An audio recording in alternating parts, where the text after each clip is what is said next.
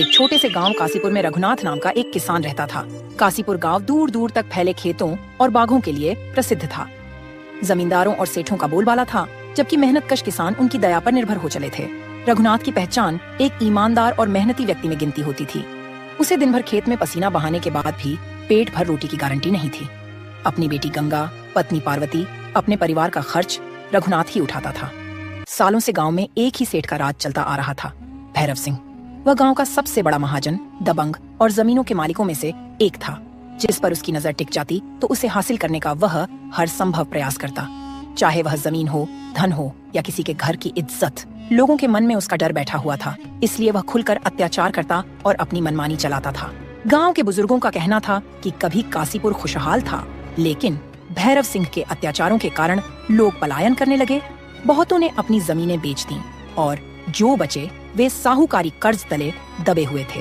रघुनाथ भी उन्हीं लोगों में शामिल था जिस पर भैरव सिंह का कर्ज चढ़ा हुआ था। पिताजी, आज आपको खेत पर कुछ देर से जाना चाहिए। आप रात भर ठीक से सो नहीं पाए हैं। रात भर आपको बुखार था, जरा आराम कर लीजिए। बिटिया, अगर मैं देर से खेत में गया तो खेत का काम रुक जाएगा। फसलें पहले ही कमजोर हैं। अब मैं और देर तक बर्दाश्त नहीं कर सकता। मुझे खेत में जाकर खूब मेहनत करना होगा, तब जाकर फसल उगेगी। गंगा को पिता की मेहनत का अंदाजा था। वह जानती थी कि अगर अब की बारिश समय पर न आई तो इस बार भी फसल चौपट हो जाएगी और कर्ज का बोझ और बढ़ेगा। लेकिन वह फिर भी पिता को समझाने का प्रयास करती। पिताजी, कुछ देर आराम कर लेने से खेत का नुकसान ज्यादा थोड़ी होगा, जितना आपकी सेहत बिगड़ने से हो सकता है। माँ भी यही कह रही थी। इतने में अंदर से पार्वती आती है और अपनी हल्की फुल्की डांट के साथ रघुनाथ को समझाती है। ये लड़की ठीक ही कहती है। आप दिन रात एक करके खेत में काम करते रहते हो, अपने शरीर का जरा भी ख्याल नहीं रखते हो। अरे भाग्यवान, एक किसान आराम करने लगेगा तो खेत का काम कौन करेगा? तुम चिंता मत करो, मुझे कुछ नहीं होगा। वह हल उठाता है और खेत की ओर निकल जाता है। गंगा भी अपने घड़े लेकर पास के कुएं पर पानी भरने चली जाती है। वहां उसकी मुलाकात पड़ोसी किसान माधव की बेटी सुनीता से होती है। दोनों सहेलियां देर तक बात करती हैं। देख रही हो सुनीता, किस तरह हमारे गांव से ये गरीबी और डर खत्म होगा। और हमारे पिताजी भी सेठ से रकम ब्याज पर लिए हैं। पिताजी दिन रात मेहनत करके भी पूरी रकम नहीं चुका पा रहे हैं। ऊपर से सेठ की गंदी नजर हर लड़की पे रहती है। पता नहीं हम गरीबों का कैसे गुजारा होगा। हाँ गंगा, तुम सही कह रही हो। पता नहीं हमारे गाँव का क्या होगा। दोनों बातें कर रही थी। उधर खेत पर रघुनाथ खेत में काम कर रहा था, किंतु सच यही था कि उसकी फसल लगातार पिछले 2 साल से खराब हो रही थी। कभी ओलावृष्टि तो कभी सूखा से। पर रघुनाथ का हौसला टूट जाता था।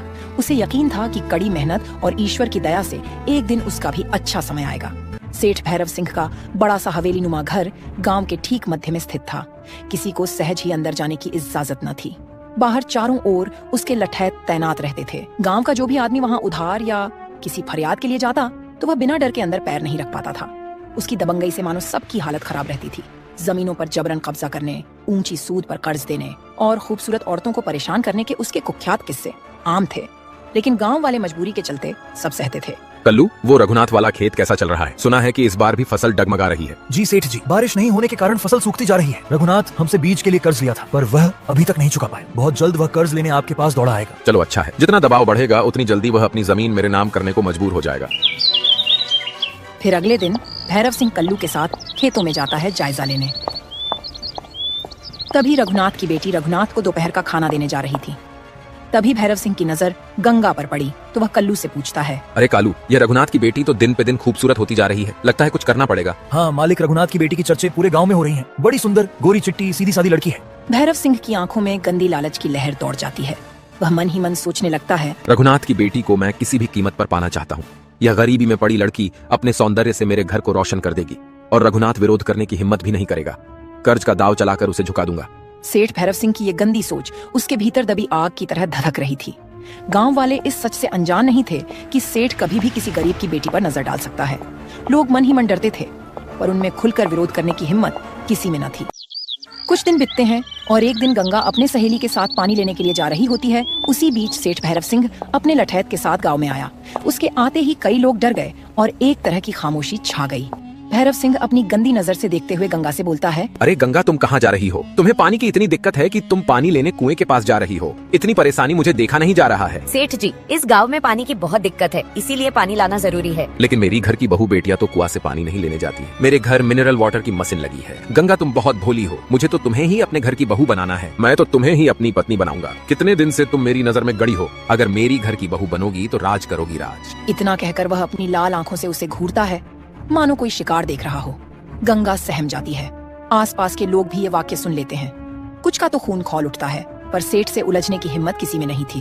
सेठ जी, ये कैसी बातें कर रहे हैं? आप हमारे पिता के उम्र के हो और आपको ऐसी बात करने में शर्म आनी चाहिए। मेरे पिता इसका जवाब तुम्हें देंगे। अच्छा, तो तुम्हारी इतनी हिम्मत की तुम मुझसे जुबान लड़ा रही हो, तो ठीक है, तुम अपने पिता को बोलना कल तक मेरा कर्ज चुका दें, या फिर सोच लो तुम्हारा बुरा हाल हो सकता है। इतनी बात सुनकर गंगा के माथे पर पसीना छलक आया। वह समझ चुकी थी कि सेठ अब अपने कर्ज की आड़ में कुछ भी करेगा। सेठ वहाँ से गुस्से से लाल होकर वहाँ से चला गया। तभी गांव का एक आदमी बोला, गंगा, तुम्हें कुछ नहीं होगा, हम सब तुम्हारे साथ हैं। जाओ, अब घर जाओ। जब गंगा घर पहुंची तो रघुनाथ पहले से ही वहाँ मौजूद था। उसके चेहरे पर भी चिंता की लकीरें थीं। वह गांव में हुए वाक्य से अनजान था, लेकिन इस बात से परेशान था कि भैरव सिंह ने अपने किसी आदमी को भेजकर कर्ज चुकाने का नोटिस भिजवाया था। जब रात हुई तब गंगा ने सारी बात सुना दिया कि कैसे भैरव सिंह ने उसे खुलेआम अपनी पत्नी बनाने की बात कही और कर्ज वसूलने की धमकी दी। पार्वती यह सुनते ही परेशान हो गई। हे भगवान, अब हम क्या करेंगे? हमारी नाजुक सी लड़की पे उस दुष्ट भैरव सिंह की गंदी नजर पड़ गई। अब हम क्या करेंगे? गंगा के पापा, ये तो बहुत बुरा हो रहा है हमारे साथ। माँ, डरने की बात नहीं है, हम पिताजी के साथ हैं। माँ, जिसके सिर पर पिता का हाथ होता है उसका कोई बाल भी बांका नहीं कर सकता, और पूरा गांव भी हमारे साथ है। पिताजी कुछ न कुछ रास्ता जरूर निकालेंगे। यह तो बहुत चिंता की बात है बेटी। मैं किसी भी हाल में भैरव सिंह का कर्ज चुका दूंगा, नहीं तो वह बार बार परेशान करेगा और हमेशा वह अपनी बुरी नजर से तुम्हें देखेगा। पता नहीं हम गरीबों का क्या होगा, और वह कुछ भी कर सकता है। देखो, इस बार किसी भी हाल में खेत से कुछ न कुछ फसल निकालनी होगी, तभी हम किसी तरह भैरव सिंह का कर्ज उतार पाएंगे। मैं कल ही से दुगुना मेहनत करूंगा। गंगा, तुम भी थोड़ा बहुत मेरी मदद कर देना। पिताजी, मैं हर काम के लिए तैयार हूँ, बस आप चिंता मत कीजिए। हमें कोई नहीं तोड़ सकता। हम खूब मेहनत करेंगे और भैरव सिंह का कर्ज चुका देंगे। वैसे भी जिसके सर पर पिता का हाथ हो तो उसका कोई बाल बांका नहीं कर सकता है। उसकी आंखों में आंसू थे, पर हौसला भी था। उस रात परिवार के किसी सदस्य को ढंग की नींद नहीं आई। किसी के मन में डर तो किसी के मन में गुस्सा, तो किसी के मन में हताशा थी, पर सबके बीच एक कड़ी थी, साथ रहने की, एक दूसरे का हाथ न छोड़ने की। अगले दिन की सुबह होता है तो रघुनाथ ने गांव के सरपंच अयोध्या प्रसाद के घर गया। वहाँ कुछ और गांव वाले पहले से ही खड़े थे। सबको पता था कि सेठ भैरव सिंह का अत्याचार बढ़ता जा रहा है। जब रघुनाथ ने उन्हें सारी बात बताई तो सरपंच जी बोले, रघुनाथ बेटा, हम लोग भैरव सिंह से सीधा टकराने से डरते हैं, लेकिन अब पानी सिर से ऊपर जा रहा है। अपनी बेटियों की सुरक्षा करने के लिए हमें कुछ करना ही होगा। तुम सब जानते हो, भैरव सिंह पर तो पुलिस वाले भी हाथ नहीं डालते। वह अपने रसूख का इस्तेमाल करके शहर के नेताओं तक को मैनेज कर लेता है। लेकिन इसका मतलब यह नहीं कि हम हाथ पर हाथ धरे बैठे रहें। सभी ने मिलकर तय किया कि पंचायत की ओर से भैरव सिंह से अनुरोध किया जाएगा कि वह कर्ज वापस लेने के लिए थोड़ा समय दे दे, और साथ ही खुलेआम किसी किसान की बेटी पर बुरी नजर न रखने के लिए उसे चेतावनी दिया जाएगा। अगले दिन पंचायत बुलाने का संदेश पूरे गांव में फैल गया। शाम को मंदिर के सामने चौपाल लगी थी। गांव के ज्यादातर लोग इकट्ठा हुए थे, लेकिन भैरव सिंह या उसके लठैतों में से कोई भी नहीं आया। तभी भैरव सिंह का चपरासी वहां आया और बोला, सेठ जी ने संदेश भेजा है कि पंचायत आज नहीं कल होगी। अगर किसी को कुछ कहना है तो कल उनकी हवेली पर आए, वरना अपनी अपनी राह देखें। यह सुनकर लोगों में आक्रोश तो था, पर एक मजबूरी भी थी कि भैरव सिंह की मर्जी के बगैर पंचायत आगे नहीं बढ़ सकती थी। रघुनाथ मायूस होकर घर लौटा आया। गंगा को जब पता चला कि भैरव सिंह ने फिर से अपनी मनमानी चलाई तो उसका मन और उदास हो गया, पर उसे थोड़ी राहत थी कि कम से कम गांव के लोग अब खुलकर विरोध करने की बात सोचने लगे हैं। अगले दिन तय समय पर सरपंच रघुनाथ, माधव और कुछ अन्य किसान भैरव सिंह के हवेली पहुंच गए। तो सरपंच, सुना है कि तुम लोग मुझसे कुछ कहना चाहते हो। बोलो, क्या कहना चाहते हो? सेठ जी, कई किसानों पर आपका कर्ज है, वे उसे चुकाने में असमर्थ हैं। पिछले 2 साल से सूखा है, फसलें भी बर्बाद हो रही हैं। आपसे हाथ जोड़कर निवेदन है कि उन्हें कुछ मोहलत दे। और हमने सुना है कि आप रघुनाथ की बेटी पर बुरी नजर रखे हुए हैं। ये ठीक बात नहीं है सेठ जी। गाँव की बेटियों की इज्जत सबकी जिम्मेदारी होती है। हम चाहते हैं आप ऐसी कोई हरकत न करें जिससे गाँव में अशांति फैले। देखिए सरपंच, कर्ज तो हर हाल में वसूला जाएगा, क्योंकि मैं कोई दान पुण्य करने नहीं बैठा हूँ। रही बात रघुनाथ की बेटी की, तो उसमें भी मैं कोई गलत इरादा नहीं रखता। मैं तो बस उसे अपने घर की रौनक बनाना चाहता हूँ। सेठ जी, मेरी बेटी की शादी मैं अपने हिसाब से करूंगा। आपकी उम्र भी तो 40 साल हो चली है और मेरी बेटी 18 साल की। आपको शर्म नहीं आती? यह कैसे शोभा देगा? फिर वो कौन अभागा होगा कि अपनी बेटी की शादी शादी आपके जैसा दुष्ट आदमी से करे? आप क्यों जबरदस्ती कर रहे हैं? हम गरीबों को चैन से जीने क्यों नहीं देते हो? चुप रहो रघुनाथ, बहुत जबान चलने लगी है तुम्हारी। याद रखो कि तुम मुझ पर कर्जदार हो। अगर मुझे जरा भी लगता है कि तुमने मेरी बात नहीं मानी तो तुम्हारी जमीन नीलाम कर दूंगा। याद है ना, तुमने अपने खेतों के कागजात गिरवी रखे हो मेरे पास। अगर मेरी बात नहीं मानोगे तो फिर तुम सड़क पर आ जाओगे। सेठ जी, यह अन्याय होगा। कम से कम बेटी की बात पर जबरदस्ती मत कीजिए। देखो बसंत, तुम अपने काम से काम रखो। जो मेरे फैसले को चुनौती देगा उसका अंजाम भी बुरा होगा। भैरव सिंह की बात सुनकर सन्नाटा छा गया। लठैत ने ऐसे घूरना शुरू किया कि मानो कि अभी हमला कर देगा। सरपंच ने सोचा कि इससे पहले स्थिति बेकाबू हो, पंचायत को यहाँ से लौटना ही बेहतर है। रघुनाथ को अपने साथ लेकर सब बाहर निकल आए। बाहर आने के बाद सारा समूह बेहद मायूस था। उन्हें समझ नहीं आ रहा था कि अब क्या करें। फिर अगले दिन गांव में पंचायत जुटी। उसमें गांव का एक आदमी बोला, हमें एक साथ आगे आकर इसका विरोध करना होगा। क्या हम सबने अपनी बेटियों को इसलिए जन्म दिया है कि कोई सेठ आकर उनको अपनी जिद के लिए उठा ले जाए? यदि आज हम चुप रहे तो कल हमारे घरों में भी यही होगा। उसकी ये बात सुनकर लोगों का साहस बढ़ा। तभी हरिया ने भी समर्थन किया। सही बात है, अगर हम सब एकजुट हो जाएं और शहर के अफसरों के पास जाएं तो हो सकता है हमें कुछ न्याय मिले। पर पिछली बार जब कुछ लोगों ने शिकायत की थी तो पुलिस ने भैरव सिंह के खिलाफ कोई कार्रवाई नहीं की। उल्टे शिकायत करने वालों को ही प्रताड़ित किया गया था। इस पर रघुनाथ ने अपनी बेटी की चिंता करते हुए कहा, मैं तो अपना सब कुछ दांव पर लगाकर भी अपनी बेटी की रक्षा करूंगा, अगर कोई साथ दे चाहे ना दे। इतना सुनते ही कुछ किसानों ने हामी भरी कि वे रघुनाथ का साथ देंगे। लोगों को लगा कि अब समय आ गया है कि सब अपनी ताकत दिखाए। भले ही सेठ के पास धन और लठैत हैं, मगर गांव वालों के पास संख्या बल और न्याय की भावना थी। घर पर गंगा को यह सब पता चला तो वह भी मजबूत हौसले के साथ तैयार हुई कि सेठ भैरव सिंह के आगे झुकना नहीं है।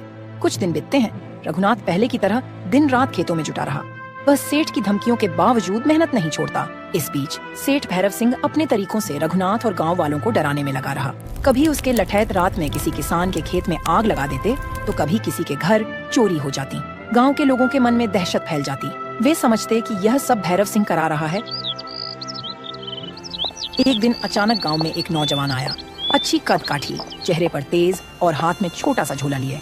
कुछ लोगों ने पहचाना, यह अमन है, रघुनाथ का बचपन का मित्र, मोहन का बेटा। अमन को शहर में नौकरी लग गई थी, वह सालों से वहीं रह रहा था। प्रणाम काका, क्या हाल है? सब ठीक तो है ना? ये गांव में बहुत कम आदमी नजर आ रहे हैं, क्या बात है? तब गांव के लोग जब उसे सारी बात सुनाया कि गांव में लोगों को सेठ भैरव सिंह के अत्याचार झेलने पड़ रहे हैं तो वह बहुत दुखी हुआ।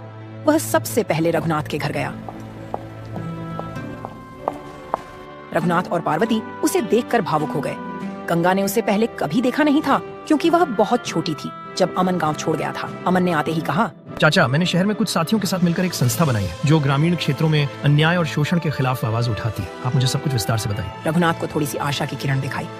उसने अमन को भैरव सिंह और उसके कृत्यों के बारे में बताया।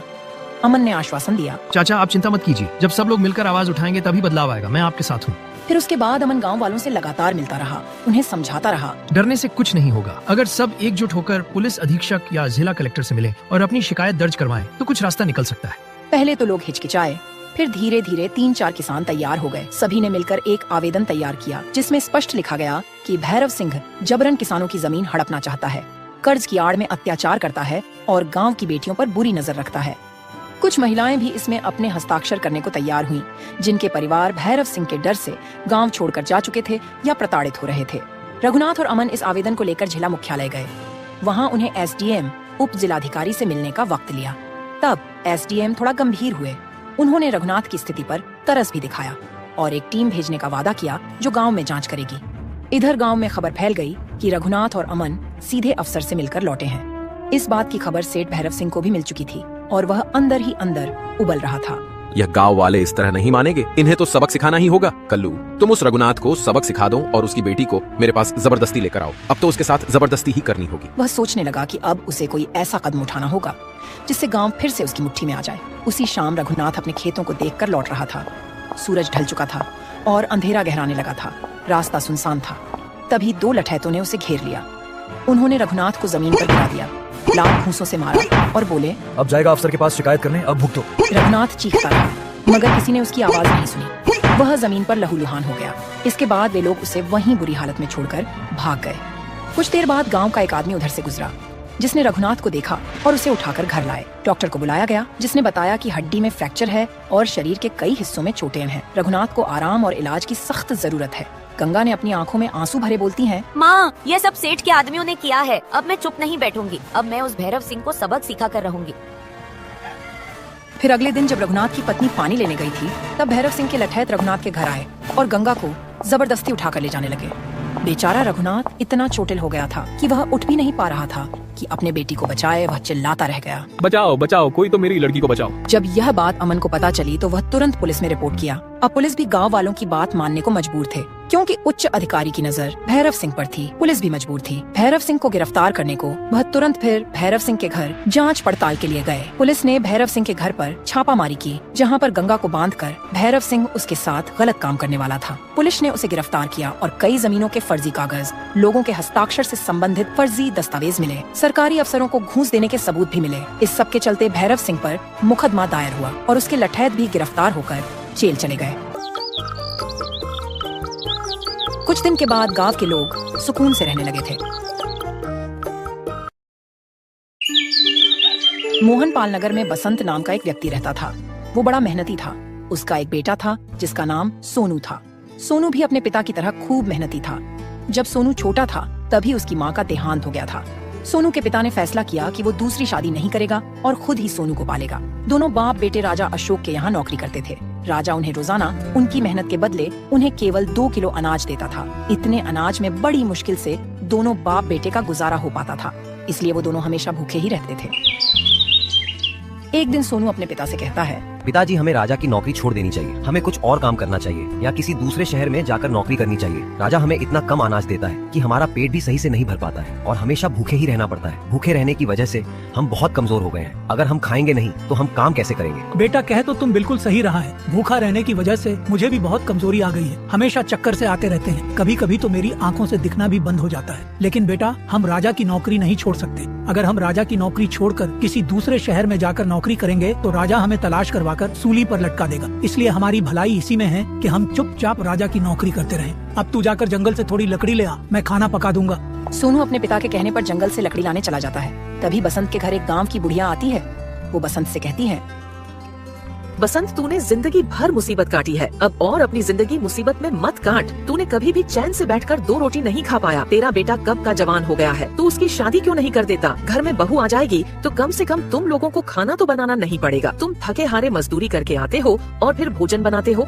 अगर बहू आ जाएगी तो तुम्हें बहुत से कामों से राहत मिल जाएगी। चाची, सोनू की शादी हुए 1 साल बीत चुका है। मैंने उसकी शादी मंदिर में करवा दिया था, क्योंकि हमारे पास इतना पैसा नहीं था कि उसकी शादी धूमधाम से करवा सकूं। क्या कहा तूने? सोनू की शादी को 1 साल हो चुका है, लेकिन तूने कभी किसी को बताया नहीं। आखिर क्यों? चाची, वजह तो कुछ नहीं है। सोनू की बहू अपनी माँ के घर पर है। अपने माँ के घर क्यों है? तूने उसे वहाँ क्यों छोड़ा है? बेटे की शादी क्या बहू को मैके में छोड़ने के लिए की जाती है? तू अपने बेटे से कहता क्यों नहीं कि वो अपनी पत्नी को मैके से लेकर आए? तू आज ही सोनू को भेज दे बहू को लेकर आने के लिए। कैसे भेज दूं चाची? हमारे घर में 4 पाई तक नहीं है जिस पर वो बेचारी आकर बैठ सके, और न ही हमारे पास इतने पैसे हैं कि हम 4 पाई खरीद कर ला सके। और फिर सोनू के पास ऐसे कपड़े भी तो नहीं है जिन्हें पहनकर वो अपने ससुराल जा सके। उसके पास केवल 2 जोड़ी कपड़े हैं, उनमें भी 10 पैबंद लगे हुए हैं। पैबंद लगे हुए कपड़े पहन कर जाता हुआ सोनू भला कैसे अच्छा लगेगा? अरे वाह रे बसंत, मैं तो तुझे बड़ा अकलमंद समझती थी, लेकिन तू तो मूर्खों से भी बड़ा मूर्ख है। बस इतनी सी बात के लिए तूने सोनू की बहू को उसकी माँ के घर छोड़ रखा है। मैं तो सोच रही थी कोई बड़ा बवाल है। ये भी भला कोई बात हुई? चारपाई और कपड़ों की वजह से तू बहू को नहीं ला रहा। चल, मैं तुझे चारपाई दूंगी बहू को बैठने के लिए, और सोनू को नया कपड़े दूंगी। चाची, तुम सही कहती हो। मुझे सोनू की बहू को बुला लेना चाहिए। अगर बहू आ जाएगी तो घर के कामों से हमें राहत मिल जाएगी। मैं कल ही भेज दूंगा सोनू को बहू को लेने के लिए। फिर बसंत बुढ़िया के घर आता है और बुढ़िया से सोनू के लिए कपड़े और चारपाई ले आता है। सोनू चारपाई देखकर अपने पिता से कहता है, पिताजी, आप ये चारपाई कहाँ से लाए हो? बेटा, मुझे ये चारपाई सुराती चाची ने दी है और उन्होंने तुझे नए कपड़े भी दिए हैं। लेकिन पिताजी, सुराती चाची ने आपको ये चारपाई और नए कपड़े क्यों दिए? बेटा, सुराती चाची ने चारपाई तेरी बहू के लिए दी है और ये नए कपड़े तेरे लिए। मैं कहता हूँ कि कल ही तू इन कपड़ों को पहनकर अपने ससुराल चला जा और बहू को लेकर आ। लेकिन पिताजी, हम अपना ही पेट बहुत मुश्किल से भर पाते हैं। ऐसे में हम रीता को क्या खिलाएंगे और वह हमारे घर का हाल देखेगी तो क्या सोचेगी? ये सब मैं जानता हूँ बेटा, लेकिन बहू को जिंदगी भर मैके भी तो नहीं छोड़ा जा सकता। कभी न तो कभी बहू को लाना ही होगा। इसलिए एक काम कर, तू कल ही अपने ससुराल जा और बहू को ला। ठीक है पिताजी, आपकी जो मर्जी। मैं कल ही जाकर रीता को लेकर आऊंगा। अगले ही दिन सोनू बुढ़िया के दिए हुए कपड़े पहनकर अपने पत्नी को लेने अपने ससुराल चला जाता है।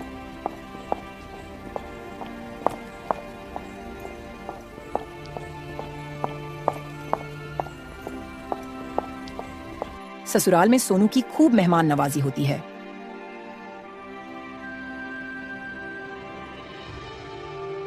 सोनू 1 हफ्ते तक ससुराल में रुकता है इसके बाद वो अपनी पत्नी रीता को लेकर अपने घर चल देता है। लेकिन रास्ते में सोनू सोचने लगता है, अभी तो हमारे घर में बहुत गंदगी हो रखी है, रीता देखेगी तो क्या कहेगी। एक काम करता हूँ, रीता को सुराती चाची के घर छोड़ आता हूँ, उसके बाद मैं अपने घर की साफ सफाई करके आऊंगा, तब रीता को लेकर जाऊंगा। सोनू अपनी पत्नी को बुढ़िया के घर छोड़कर अपने घर चला जाता है। जब बसंत ने सोनू को अकेले आता देखा तो वो सोनू से बोला, बेटा तू अकेला ही आ रहा है, तेरी पत्नी कहाँ है, तू उसे क्यों नहीं लाया? पिताजी मैं रीता को ले आया हूँ, लेकिन मैं उसे सुराती चाची के घर छोड़ आया हूँ क्योंकि हमारे घर में बहुत गंदगी हो रखी थी, सारा सामान इधर उधर बिखरा पड़ा हुआ है। रीता यह सब देखेगी तो शायद उसे अच्छा न लगे। जब मैं घर की साफ सफाई कर लूंगा तो रीता को अपने घर ले आऊंगा। बेटा साफ सफाई तो बाद में होती रहेगी, पहले तू महाराज के पास चल, वो तुझे 3 दिन से रोज बुला रहे हैं। मैं उनसे रोज कोई ना कोई बहाना कर देता हूँ। तुझे अपनी ससुराल में इतने दिन नहीं रुकना चाहिए था, पता नहीं महाराज तेरे से क्या कहेंगे। सोनू बिना सफाई किए अपने पिता के साथ राजमहल की ओर चल पड़ता है। उधर बुढ़िया ने रीता की खूब खातिरदारी की और फिर बोली, बेटी तुम बहुत समझदार हो, भगवान हमेशा तुम्हें खुश रखे। आओ अब मैं तुम्हें तुम्हारे घर छोड़ आती हूँ। बुढ़िया की बात सुनकर रीता को बहुत आश्चर्य हुआ। वह सोचने लगी कि क्या यह घर मेरा नहीं है। वह हिचकिचाते हुए बुढ़िया से पूछती है, माँ जी ये मेरे पति का घर नहीं है तो फिर मेरे पति का घर कौन है? बेटी सोनू राजा के यहाँ काम करने गया है, इसलिए तुझे मेरे घर छोड़ गया था। तू अभी नई नवेली बहू है, घर में अकेले कैसे रहती? अब तो वो आने ही वाला होगा। चल उसके आने से पहले मैं तुझे तेरे घर छोड़ाती हूँ। फिर बुढ़िया रीता को उसके घर छोड़ आई। रीता को सोनू का घर देखकर बहुत आश्चर्य हुआ। पूरा घर गंदा पड़ा था। देखने में ऐसा मालूम होता जैसे सालों से घर में झाड़ू न लगा हो। सारा सामान इधर उधर फैला हुआ था। एक कोने में 2 जोड़ी कपड़ा रखे हुए थे जिन पर धूल मट्टी और गंदगी फैली हुई थी। घर की ये हालत देखकर रीता की आंखों में आंसू आ जाते हैं। वो सोचने लगती है, हे भगवान, पिछले जन्म में मैंने ऐसी कौन सी गलती की थी जिसकी सजा मुझे इस जन्म में मिल रही है? इस घर में तो कुछ भी नहीं है, अब मैं क्या करूँ? अब तो मुझे कुछ भी समझ नहीं आ रहा है। रीता बहुत समझदार और होशियार थी। उसने सोचा कि ये मेरे नसीब का एक हिस्सा है, मुझे इसी में गुजारा करना होगा। अब मुझे कैसे भी करके इस मुश्किल से गुजरना ही होगा। अब मेरे पास कोई और उपाय भी नहीं है। वो हिम्मत करके उठी और घर की साफ सफाई में लग गई। कुछ ही देर में उसने पूरा घर साफ कर दिया और इधर उधर बिखरा हुआ सामान सही तरीके से लगा दिया। उसके बाद वो बुढ़िया की दी हुई चारपाई पर बैठकर सोनू का इंतजार करने लगती है। इंतजार करते करते रात होने वाली थी, लेकिन सोनू और उसके पिता अभी तक घर नहीं आए थे। अब वह बेचैन होने लगी थी क्योंकि वह घर में अकेली ही थी। उसका दिल घबराने लगा था कि कहीं कोई गैर मर्द आकर उसके साथ कुछ गलत ना कर दे। रीता के दिमाग में तरह तरह का चिंता हो रही थी। तभी सोनू और उसका पिता हाथ में अनाज का थैला लिए घर आ गए। घर आकर उन्होंने देखा कि उनके घर का नक्शा ही बदल गया था। जो घर हमेशा कूड़े का ढेर बना रहता था, आज वो हीरे की तरह चमक रहा था। ये देख दोनों बाप बेटे बहुत खुश हुए। फिर सोनू ने 2 किलो अनाज जो उन्हें राजा देता था वह अपनी पत्नी को दे दिया और फिर बोला, ये लो रीता, इसे पका दो, बहुत जोर की भूख लगी है। रीता को 3 लोगों के लिए इतना कम अनाज देखकर बहुत आश्चर्य हुई। वो सोनू से पूछने लगी, ये अनाज तो 3 लोगों के लिए बहुत कम है, आपको अनाज थोड़ा और लाना चाहिए था। रीता, राजा मुझे और पिताजी को एक दिन काम करवाने के बदले केवल 2 किलो ही अनाज देता है। अब तुम ही बताओ मैं फालतू अनाज कहाँ से ले आता? आप लोग राजा के यहाँ पूरे दिन मेहनत करते हो और राजा तुम्हें 2 किलो अनाज देकर बहका देता है। राजा तुम्हारे साथ नाइंसाफी कर रहा है। बेटा अब हम कर भी क्या सकते हैं? राजा की बात टालने की हिम्मत किसमें है? आज से आप लोग 2 किलो अनाज मत लाना। कल आप राजा से कहना कि महाराज इतना अनाज में पेट नहीं भरता है, हम भूखे रह जाते हैं। आपकी बड़ी कृपया होगी अगर आप हमारा अनाज 2 किलो से बढ़ाकर 5 किलो कर दे। और सुनो, राजा से ये बात कहते हुए आप लोग बिल्कुल भी डरना मत। अगर राजा तुम्हें 5 किलो अनाज देने के लिए राजी हो जाए तो ठीक है, वरना आप उससे काम के लिए मना कर देना। अगर राजा को तुम्हारे काम की जरूरत होगी तो वो आप लोगों से काम करवाएंगे, वरना नहीं करवाएंगे। रीता, अभी तुम राजा को जानती नहीं हो जो तुम ये बात कर रही हो। अगर हमने राजा से ये बात कह दिया ना तो राजा हमारी जुबान कटवा देंगे। ऐसे कैसे राजा तुम्हारी जुबान कटवा देंगे? आपने किसी को लूटा थोड़ दी है, आपने चोरी तो नहीं की है और ना ही आप झूठ बोल रहे हो। फिर आप किस बात का डर है? अपना हक मांग रहे हो और जो हक नहीं मांग सकता वो कुछ नहीं कर सकता। इसलिए मैं कह देती हूँ, आप एक बार राजा से अनाज बढ़ाने के लिए बात जरूर करना। ठीक है बेटा, तुम इतना कह रही हो तो मैं कल राजा से अनाज बढ़ाने के बारे में जरूर बात करूंगा। अगले दिन दोनों बाप बेटे राजा के पास गए और राजा से बोले, महाराज मैं यहाँ आपसे अपने अनाज के बारे में बात करने आया हूँ। आप हमें पूरे दिन मेहनत करने के बाद केवल 2 किलो अनाज देते हो। इतनी अनाज में हमारा गुजारा नहीं होता है, हमें ज्यादातर भूखा ही रहना पड़ता है। इसलिए महाराज आपसे गुजारिश है, अगर आप हमारा अनाज 2 किलो से बढ़ाकर 4 किलो कर दो तो आपकी बड़ी कृपया होगी। बसंत, यह बात तुझे पहले बतानी चाहिए था। भूखा रहना सेहत के लिए अच्छी बात नहीं है। अगर तुम भूखे रहोगे तो खाली पेट काम कैसे करोगे? मैं आज से ही तुम्हारा अनाज 4 किलो नहीं बल्कि 6 किलो कर देता हूँ। फिर राजा मंत्री से कहता है, मंत्री जी, आज से बसंत को रोजाना 6 किलो अनाज दिया जाएगा और दूसरे जितने भी मजदूर हैं उन सभी का अनाज बढ़ा दिया जाए। राजा का फैसला सुनकर दोनों बाप बेटे 6 किलो अनाज लेकर खुशी खुशी अपने घर चले गए। जब रीता ने सोनू के सिर पर अनाज का बड़ा थैला देखा तो वो समझ गई कि राजा ने उनकी बात मान ली है। फिर उसने उन दोनों से पूछा, इस थैला को देखकर मालूम होता है कि राजा ने आपको 5 किलो अनाज दे दिया है। उन्होंने आपको कुछ कहा तो नहीं? बेटी, राजा ने कुछ नहीं कहा। हमने महाराज से अपनी मजदूरी का 5 किलो अनाज मांगा, लेकिन महाराज ने हमें 6 किलो अनाज दे दिया। आज से हमें रोजाना हमारी मेहनत का 6 किलो अनाज मिलेगा। हम महाराज से खामखा डरते हैं, लेकिन महाराज बहुत ही दयालु है। उन्होंने हमारे साथ साथ बाकी के मजदूरों की मजदूरी में बढ़ोतरी की है। अभी घर वाले बहुत खुश थे। बसंत ने रीता को बहुत दुआ दिया। रीता बहुत होशियार थी। राजा के दिए हुए अनाज से वह आधा अनाज बचा लिया करती थी और आधे को पका लेती थी। 2 महीने तक उसने यही काम किया और उसने अपने ससुर से कहती है, पिताजी, आज आप राजा से कहना कि मैंने अपने बेटे की शादी कर दी है। अब हमारे परिवार में 3 सदस्य हो गए हैं। आप जो अनाज हमें देते हो उससे हमारा पूरा पेट नहीं भरता। महाराज, आप हमारा अनाज थोड़ा और बढ़ा देते तो बहुत अच्छा होता। ठीक है बेटी, मैं महाराज से ऐसा ही कहूँगा। अगले दिन शाम को काम खत्म करके दोनों बाप बेटे राजा के पास गए और राजा से बोले, महाराज, मैंने अपने बेटे सोनू की शादी कर दी है। अब हमारे घर में 3 सदस्य हो गए हैं। अगर आप हमारा अनाज थोड़ा और बढ़ा देते तो हमारा गुजर बसर अच्छा से हो पाएगा। यह तो तुमने बहुत अच्छा किया बसंत, जो सोनू की शादी कर दी मंत्री से कहकर। आज ही मैं तुम्हारा अनाज 10 किलो करवा दूंगा। दोनों बाप बेटे 10 किलो अनाज लेकर घर आ गए। 10 किलो अनाज को देकर रीता बहुत खुश हुई। अब वो आधे से भी ज्यादा अनाज बचा लेती थी और बाकी बचे हुए को पका लेती थी। यह सिलसिला 1 साल तक चलता रहा। अब रीता ने काफी अनाज इकट्ठा कर लिया था। फिर एक दिन वो अपने पति और ससुर से बोली, पिताजी, आज के बाद आप लोग राजा के यहाँ काम करने नहीं जाओगे। कब तक आप दोनों मजदूरी करते रहोगे? मजदूरी से हमें सिर्फ 2 वक्त का खाना मिल सकता है और कुछ भी नहीं। अगर बेटी हम मजदूरी नहीं करेंगे तो फिर क्या करेंगे? इस तरह से तो हम भूखे ही मर जाएंगे। आप लोग चिंता मत करो। आपको राजा जो अनाज देते हैं, मैंने उसमें से आधे से ज्यादा अनाज बचा लिया था। इस प्रकार मैंने काफी अनाज बचाकर इकट्ठा कर लिया था। अब आप लोग बाजार में कोई दुकान खोल लो और उसमें अनाज बेचने का काम शुरू कर दो। भगवान ने चाहा तो कुछ ही दिनों में हमारा कारोबार अच्छा चलने लगेगा। ठीक है बेटी, मैं आज ही बाजार में कोई दुकान दिखाता हूँ और फिर कल से हम अनाज बेचना शुरू कर देंगे। अगले दिन बसंत ने बाजार में एक दुकान किराए पर ले लिया और अगले ही दिन अनाज बेचना शुरू कर दिया। कुछ ही दिनों में उनकी दुकान काफी अच्छी चलने लगी। दुकान पर ग्राहकों की लाइन लगी रहती थी। ये सब देखकर दोनों बाप बेटे बहुत खुश थे। दोनों जब भी दुकान से घर आते तो कुछ न कुछ सामान घर के लिए जरूर लाते। एक दिन रीता अपने घर के आगे बैठी होती है। तभी उसकी नजर एक कोने में पड़ा सोने की हार पर पड़ती है। सोने का हार देखकर रीता की आंखें आश्चर्य से फटी की फटी रह जाती हैं। रीता जल्दी से हार को उठा लेती है और उसे घर में ऐसी जगह रख देती है जहां किसी की नजर न पड़ सके। उसी दिन पूरे नगर में सैनिकों ने ऐलान किया, सुनो सुनो ये गांव के लोगों, जरा गौर से सुनो। एक चील रानी का सोने का हार लेकर उड़ गई है। जिस किसी इंसान को वो सोने का हार मिल जाए तो वो हार को राजा को लौटा दे। इसके बदले राजा उस शख्स को मुंह मांगा इनाम देंगे। रानी की हार की खबर पूरे नगर में फैल गई। हर किसी की जुबान पर रानी की हार की चर्चा थी। जब ये बात रीता को पता चली तो उसने हार के बारे में किसी से जिक्र नहीं किया।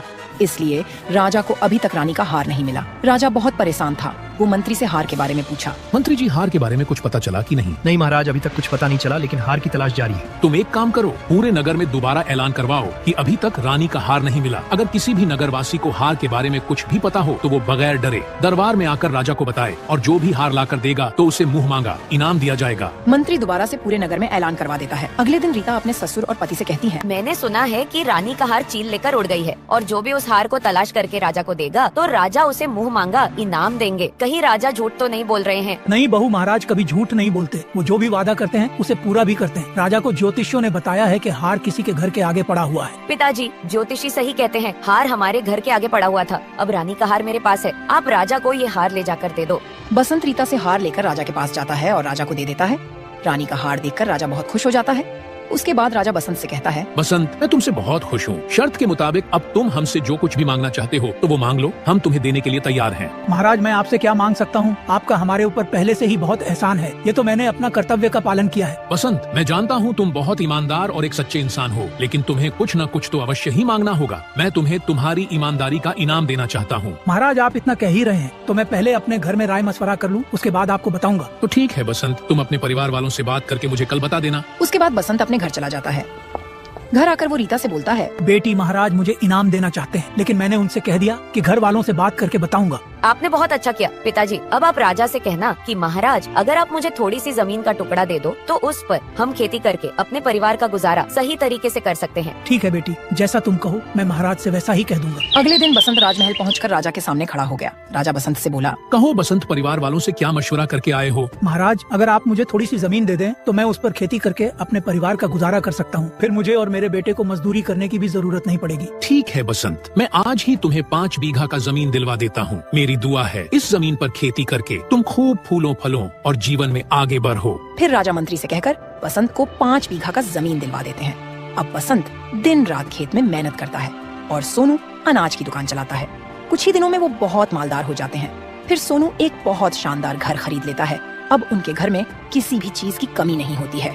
इस प्रकार बसंत की बहू की समझदारी और चालाकी से उसके गरीबी के दिन कुछ ही दिनों में अमीरी में बदल जाते हैं।